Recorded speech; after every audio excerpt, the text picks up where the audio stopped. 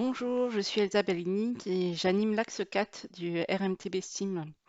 Je voulais vous présenter ici, dans cette première vidéo, les objectifs de l'axe 4 pour l'intégration du biocontrôle et des SDP dans les systèmes de culture. Donc notre constat, c'est celui qu'ont fait beaucoup de gens, c'est qu'on a un difficile passage des solutions entre le labo ou les serres et le terrain.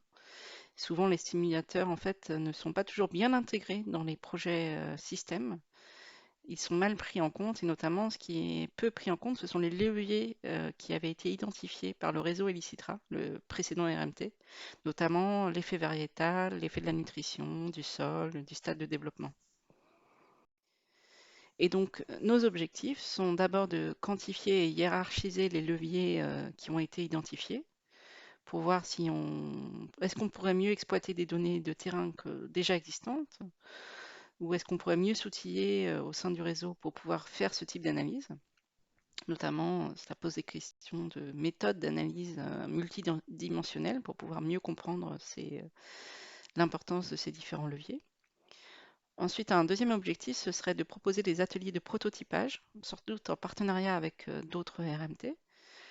Et enfin, le dernier objectif, ce serait de réussir à monter des terrains démonstrateurs qui pourraient être faits via des dépôts de projets qui seraient labellisés par BESTIM. Donc des livrables possibles, ce seraient des guides d'usage, une formation, des supports d'animation, des documents rédigés pour être mis sur le portail Ecophytopic et éventuellement du coup le dépôt d'un projet de terrain démonstrateur. On avait recensé en juin différents groupes de travail possibles et on recherchait des animateurs, donc on n'en a pas trouvé, mais au moins on a pu recenser un peu les thématiques qui intéressaient le plus les membres du réseau. Et donc les thématiques qui ressortaient, c'était comment évaluer l'intérêt des combinaisons de leviers. Ensuite, des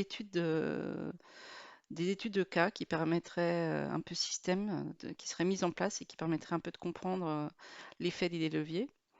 Et enfin, les ateliers de reconception du système. Donc on voit qu'on retrouve sans surprise nos différents objectifs.